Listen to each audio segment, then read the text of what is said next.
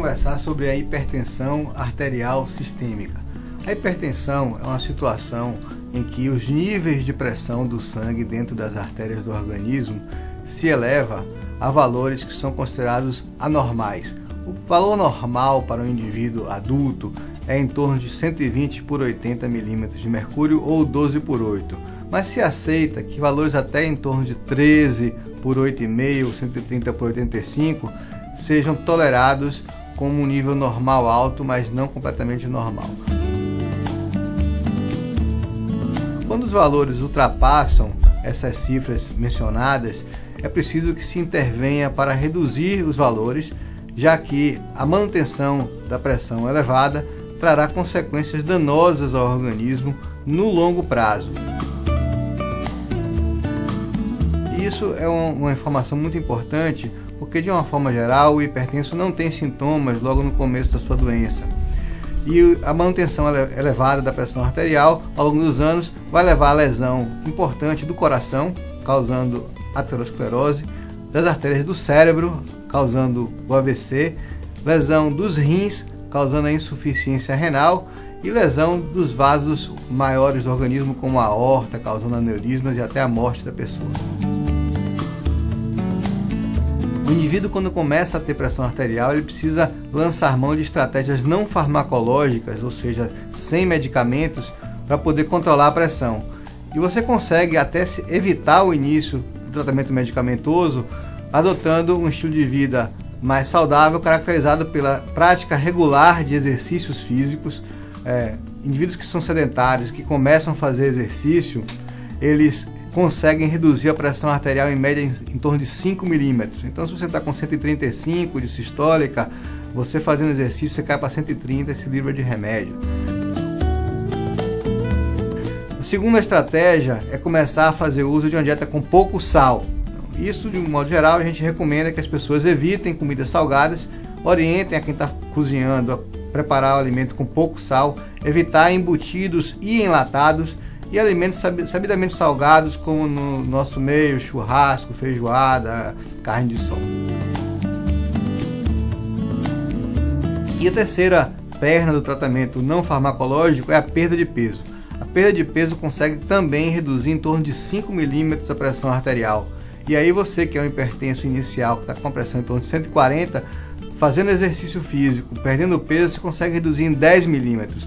Se juntar a isso a redução de sal, você consegue reduzir até valores completamente normais da sua pressão arterial. Caso essas estratégias tenham sido utilizadas e a pressão continue elevada, aí o médico vai ter que iniciar um medicamento. E esse medicamento, quando iniciado, provavelmente vai ser para o resto da vida, em torno de 1, 2 ou até 3 medicamentos diferentes em doses que vão sendo escalonadas ao longo do tempo para poder se obter o controle perfeito da pressão arterial. E isso você precisa entender bastante e compreender que a aderência ao tratamento é fundamental para o sucesso da sua vida. A sua idade vai ser a idade dos seus vasos. Se você não cuidar dos seus vasos, você vai envelhecer os vasos, e quando tiver com 50, 60 anos, você vai estar com vasos de pessoas de 80 anos. E aí vai começar a ter perda da memória mais precocemente, vai ter endurecimento das artérias, com a angina do peito e uma série de consequências. Portanto, adira ao tratamento desde o começo, siga rigorosamente a prescrição feita pelo seu médico, mantenha-se com o peso controlado, fisicamente ativo e com a dieta sem excesso de sal. Essas seriam as recomendações de um modo geral que eu daria para você para ter uma vida saudável.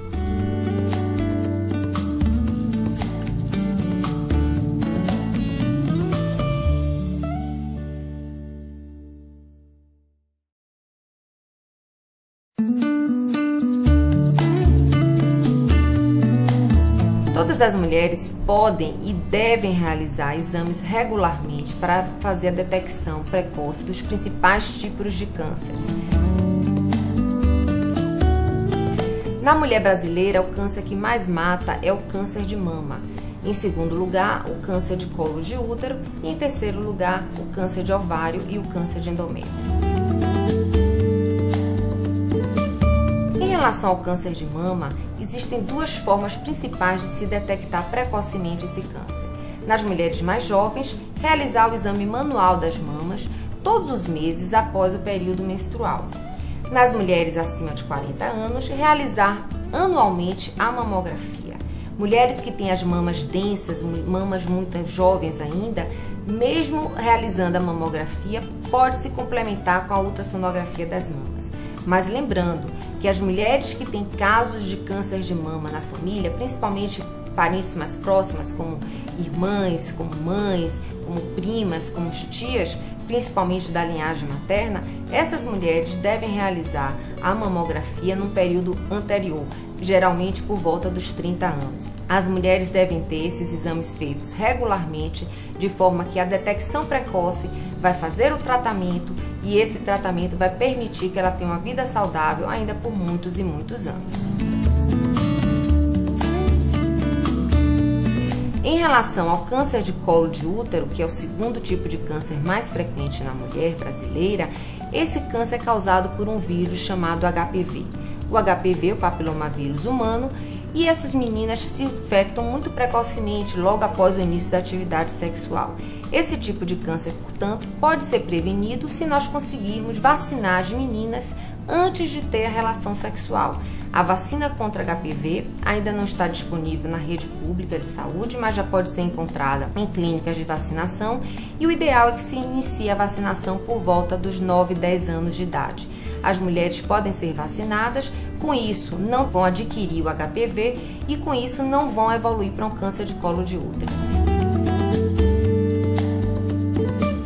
As mulheres, em todas as suas faixas etárias, logo após o início da atividade sexual, devem realizar o exame preventivo ginecológico anualmente. Nós conhecemos também como o exame chamado Papa Nicolau ou citologia. Dessa forma, o ginecologista tem como detectar áreas alteradas no colo do útero que poderão ser tratadas e não vão evoluir para um câncer de colo, ou seja, estaremos fazendo realmente a prevenção contra um tipo de câncer que é o segundo câncer mais frequente nas mulheres brasileiras.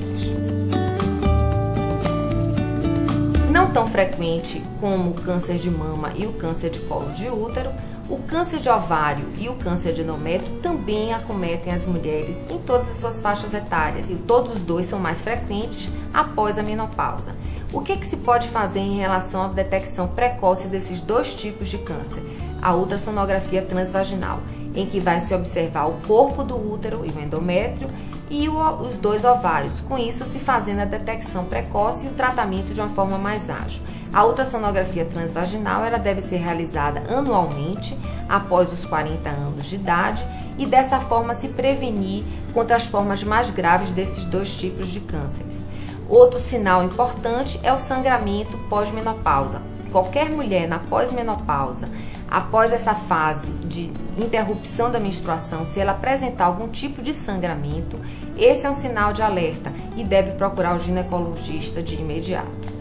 Espero que todas essas informações tenham sido úteis para lhe alertar a necessidade de procurar o ginecologista anualmente para realizar de uma forma regular todos esses exames que poderão, na verdade, ainda lhe dar muitos anos de vida saudável e produtiva.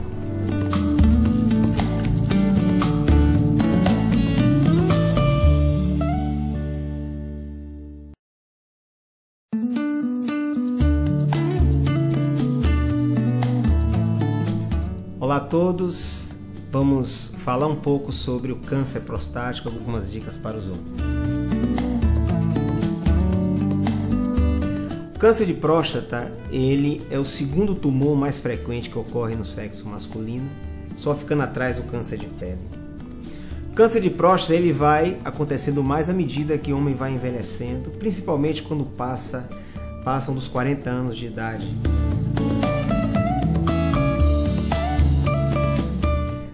Infelizmente não há hoje nenhuma forma de prevenção. Sabe-se que a redução da ingestão de gorduras, isso pode ser que reduza um pouco a sua chance. E daí já uma primeira dica que é sempre ter uma dieta saudável, mas infelizmente isso não é o suficiente para que se evite o câncer prostático. Então o importante é a detecção precoce. O câncer de próstata tem uma grande vantagem para o homem, que detectando o câncer precocemente, praticamente todos os indivíduos vão ser curados. Então vão ao urologista. No urologista será dosado o PSA, que é uma substância que é produzida pela próstata e que está aumentada nos casos de câncer prostático. Só que o PSA sozinho não resolve. Cerca de 25% dos tumores não produzem PSA e só conseguem ser detectados pelo toque retal. Então é importante o urologista dosar o PSA, fazer o toque retal, principalmente a partir dos 40 anos de idade. Portanto, vençam o preconceito e preservem a vida.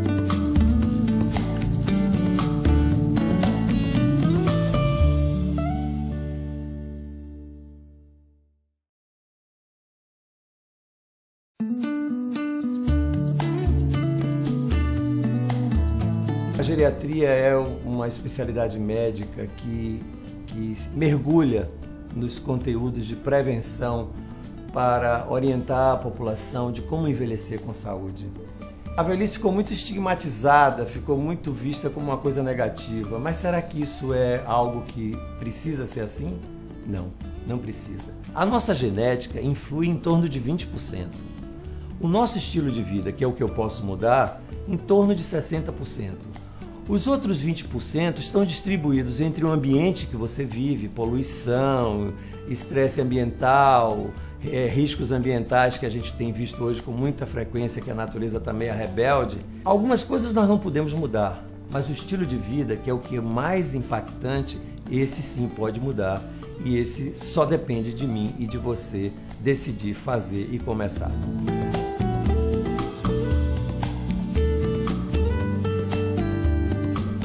Então, se eu quero envelhecer bem, em qualquer etapa que eu estou, eu preciso mudar meu estilo de vida. E qual seria o melhor estilo de vida para produzir um envelhecimento saudável em mim? A primeira coisa que precisa acontecer é você tirar essa roupa de que velhice é doença. Velhice não é doença. Você precisa entender que você vai produzir o velho que você quer ser.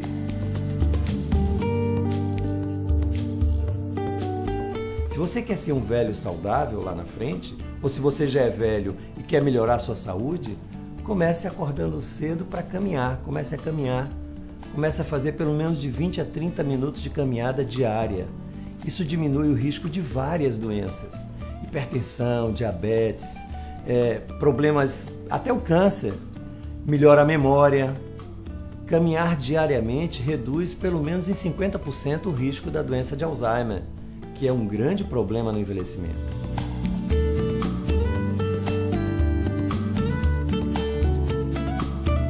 Se você também quer ajudar mais ainda com seu estilo de vida, dê uma olhada na sua alimentação, veja o que você está comendo. Se essas comidas, a medicina já disse que são saudáveis, será que você não está comendo gordura demais? Não é? Muita gordura, muita fritura e pouca verdura, por exemplo. Nós sabemos que as frutas, as hortaliças, elas ajudam o nosso organismo a prevenir doenças como diabetes e hipertensão, que serão as doenças que vão modular o envelhecimento mal sucedido lá na frente. Prevenir hipertensão, de comer menos sal, diminuir a quantidade de açúcares refinados, né? Vai nos fazer ter menos risco de diabetes e hipertensão. E mesmo que você já tenha uma dessas doenças, se você melhorar sua alimentação, você vai diminuir o impacto deletério que essas doenças causam no seu organismo. Então você vai produzir mais funcionalidade no seu envelhecimento.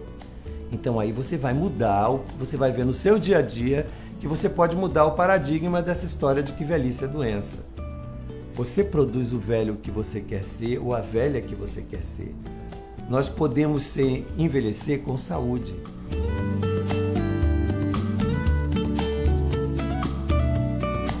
A gente precisa transpor esses velhos paradigmas de que para envelhecer você vai ter que ser um velhinho cacarecado. Não precisa ser assim. Você pode, hoje, com o conhecimento que a ciência tem, você pode mudar seu padrão de envelhecimento. E a grande novidade da ciência é que o dia que você decidir isso, com 40, com 50, 70, 80, 90, cada dia que você tomar uma decisão de mudar seu estilo de vida, no dia seguinte você já teve ganho. Enquanto você não muda, você está perdendo função de tudo. Coração, pulmão, rim, articulação, músculo, osso. Quando você muda o paradigma e você começa a mudar seu estilo de vida, a cada dia, aquela curva que estava descendo se ameniza, ou às vezes se otimiza, e você começa a produzir saúde.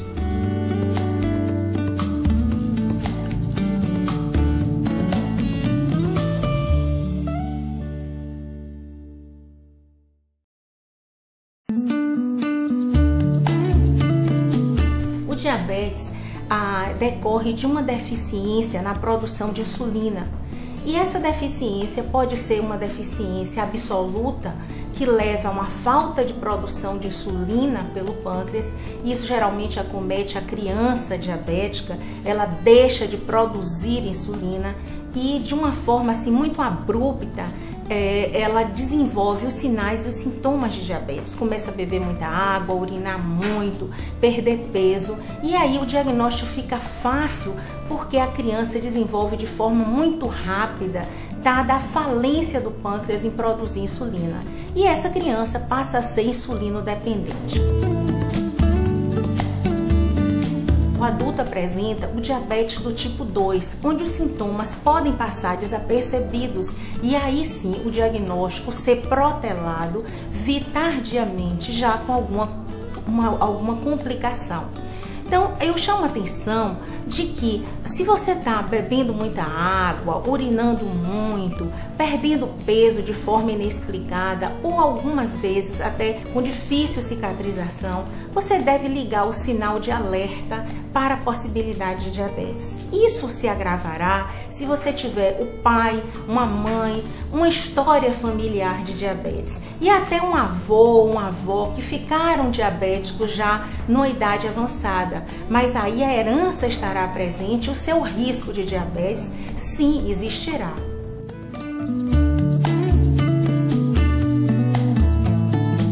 No adulto, a obesidade e o sedentarismo aumentam o risco do desenvolvimento da doença. Portanto, se a gente quer prevenir o diabetes, todo indivíduo acima dos 40 anos deve começar a se preocupar com esse risco e realizar uma vez por ano uma dosagem de açúcar no sangue. Se você tem um pai e uma mãe diabético, procure isso até com maior frequência. E se você está acima do peso, não faz uma atividade física, procure regular os seus hábitos alimentares. Busque uma atividade física diária e dessa forma você poderá seguramente estar prevenindo o diabetes.